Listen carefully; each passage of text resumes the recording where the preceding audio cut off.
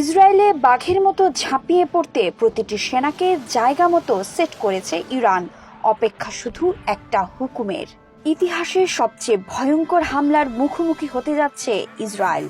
আজ অথবা কাল কিংবা পরশু ইরানের ভয়ঙ্করতম হামলায় ধূলিসাৎ হতে যাচ্ছে দেশটি, যা স্বীকার করেছে স্বয়ং যুক্তরাষ্ট্র। এদিকে দেশের নাগরিকদের বাঁচাতে শরণার্থী শিবির খুলে দিতে শুরু করেছে ইসরায়েল। খালি হয়ে গেছে সুপার শপের সব তাক, বাতিল করা হয়েছে সব সেনার ছুটি। এক কথায় ভয়ে থরথর করে কাঁপছে নেতানিয়াহুর দেশ। ইহুদিদের ধর্মগ্রন্থ তালমুদের ভবিষ্যৎবাণী হলো, কোনো ইহুদি রাষ্ট্র ৮ দশকের বেশি টিকবে না। এবার বুঝি সে ভবিষ্যৎবাণী সত্য হওয়ার পালা। অবস্থা এমন যে যুক্তরাষ্ট্র আগেই ইরানকে অনুরোধ করেছে মধ্যপ্রাচ্যে তাদের স্থাপনায় হামলা না করতে। মিনমিন করে স্বীকার করেছে সিরিয়ার দামেস্কে ইরানি কনসুলেটে হামলার ঘটনায় কোনোভাবেই যুক্ত ছিল না যুক্তরাষ্ট্র। ইরানও যাতে যুক্তরাষ্ট্রকে আঘাত না করে। ইতিহাসে আর কখনোই ইরানের প্রতি এমন নরম স্বরে কথা বলতে দেখা যায়নি যুক্তরাষ্ট্রকে। তার মানে কাজের কাজ হয়ে গেছে।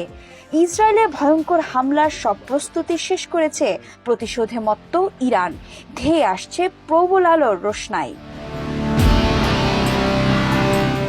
এদিকে লেবানন থেকে হিজবুল্লাহ জানিয়েছে ইসরায়েলে ভয়ঙ্করতম হামলা করতে সম্পূর্ণ প্রস্তুত তারা। ইসরায়েলে হামাসের হামলার প্রায় ৬ মাসেও এমন উত্তেজনা দেখা যায়নি।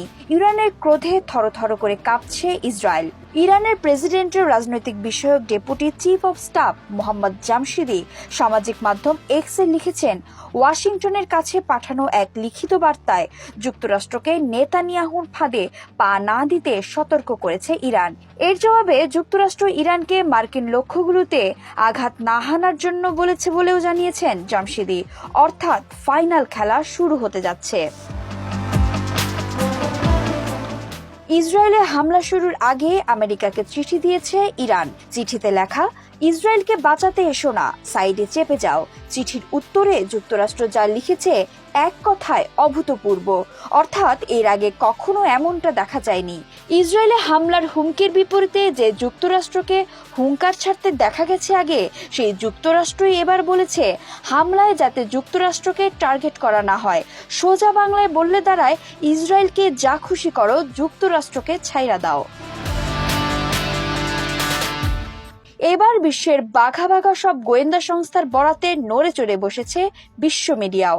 আমেরিকার প্রভাবশালী গণমাধ্যম CNN বলছে, ইরানের ভয়ঙ্কর হামলা যে শুধু ইসরায়েলি আঘাত হানবে তাই নয়, বরং মধ্যপ্রাচ্যে মার্কিন লক্ষ্যবস্তুগুলো ঝুঁকিতে আছে।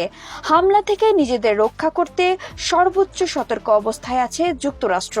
আরেক প্রভাবশালী সংবাদ মাধ্যম NBC জানাচ্ছে, আঘাত যদি হানতেই হয় তবে ইরানকে ইসরায়েলের বেসামরিক লক্ষ্যবস্তু বাদ দিয়ে সামরিক কিংবা গোয়েন্দা লক্ষ্যবস্তুতে আঘাত হানার আহ্বান জানিয়েছে যুক্তরাষ্ট্র।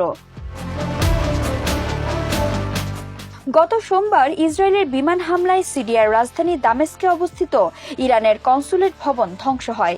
এই হামলায় ইরানের ইসলামিক রেভলিউশনারি গার্ড কোরের কুদস ফোর্সের জ্যেষ্ঠ commander brigadier general Mohammad Reza Zahidi সহ নিহত হয়েছেন অন্তত ১৩ জন। এই হামলার প্রতিশোধ নিতেই যে কোনো সময় হামলার সব প্রস্তুতি শেষ করেছে ইরান। আর এতে পুরো মধ্যপ্রাচ্যে যুদ্ধ ছড়িয়ে পড়ার তুমুল সম্ভাবনা তৈরি হচ্ছে, যা বৈশ্বিক আকারও ধারণ করতে সময় নেবে না। কয়েক মাস ধরেই ইরান থেকে হুমকি আসছিল। হামলা হচ্ছে বলেও হামলার কোনো নামগন্ধ দেখা যাচ্ছিল না। কিন্তু এবার পরিস্থিতি ভিন্ন। আর নয়, ইসরায়েলকে মাটিতে মিশিয়ে দিতে সব প্রস্তুতি নিয়েছে ইরান। হিজবুল্লাহ সর্বশক্তি প্রয়োগের জন্য প্রস্তুত। ওদিকে গাজার মাটিতে হামাসের হাতে নাকানে চুবানি খেয়েই যাচ্ছে ইসরায়েলি হানাদারেরা। অর্থাৎ উত্তর, দক্ষিণ, পূর্ব 3 দিক থেকেই আসছে ভয়ঙ্কর হামলা। যে হামলায় চূর্ণ বিচূর্ণ হয়ে ইসরায়েলের সলিল সমাধি হবে ভূমধ্য সাগরে। বিথি দাস, ৭১।